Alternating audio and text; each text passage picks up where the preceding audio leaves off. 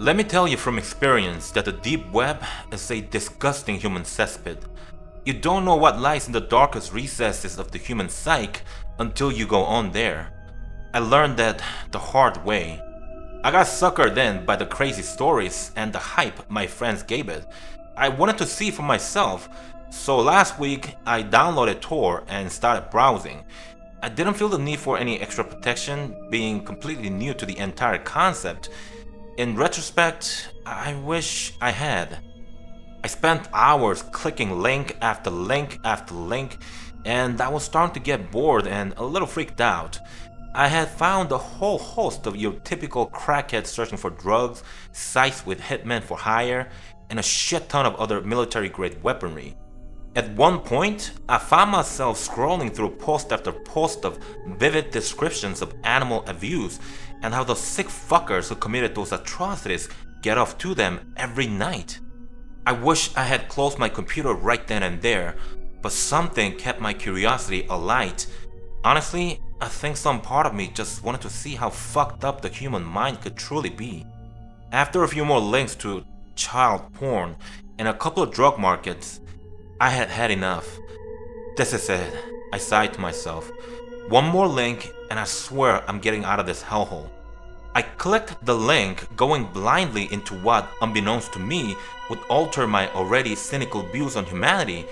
I mean, honestly, when you hear a guy go on and on about lighting his dog on fire and watching it writhe, you tend to not think the best of people.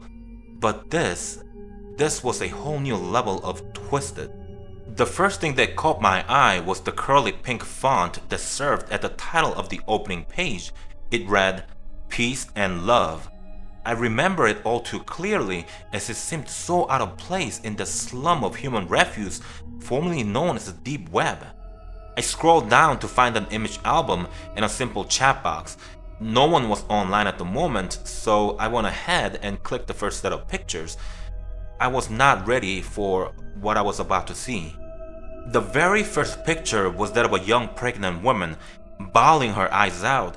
She looked scrawny and thin, with cuts and bruises marring her pale skin. She looked scared and malnourished, like she was begging for her life. I clicked to the next photograph and I nearly vomited. The young woman from before now sat in a chair, facing the camera, her dead, dull eyes boring into me. She was covered in blood and her abdomen had been torn open. In her cold, unfeeling arms, she held a child, still attached at the umbilical cord. Its half-formed, lifeless body was a deep crimson with blood, and one could tell it had been forcibly ripped from the womb. On the wall just behind them, written in their blood, were the words, "I gave them peace," in harsh, hasty letters. I don't know what possessed me to continue scrolling through the photos. It was as if I couldn't control my own facilities. The image only got more and more grotesque as I looked further. The following images seemed to be a timeless of decomposition of the body. I've watched them rot, sitting there together. I've watched the face of the mother, which could have once been considered beautiful, wither and collapse in on itself as a fetid mound of flesh.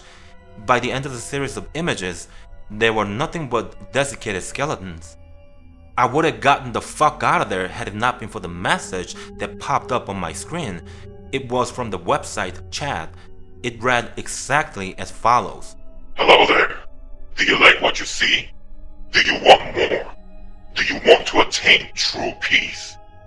I didn't know how to respond. I was rooted to my chair with fear. Then the sicko spoke again. You don't have to be scared, Zachary. I love you. I want to help you. Let me help you. I managed to type a simple question. How the hell do you know my name? Almost immediately I got a response. I know everything about you. You know, you really shouldn't leave your curtains open like that. You get a draft.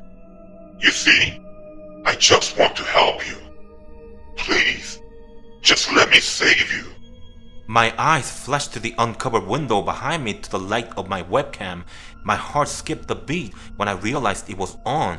The sick fucker was watching me. I made a move to pull the plug on this sick son of a bitch when another message popped up. Don't try to shut me out.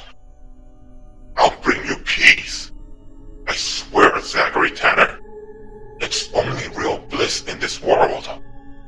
That was the last message I got before I finally shut it off. Needless to say, I stayed away from the internet for a long while after that. Just today, I got back on, praying to God that it would have all blown over. How wrong I was. I logged into my email only to find it spammed with emails from an account named I'll Show You Peace. Each one had the same message. I want to save you. I want to love you. I want to bring you peace. In all caps, but that wasn't even the worst of it. Each and every message had a candid photo of me taken within the last week. I've tried to involve the police, but they haven't been much help. What do I do?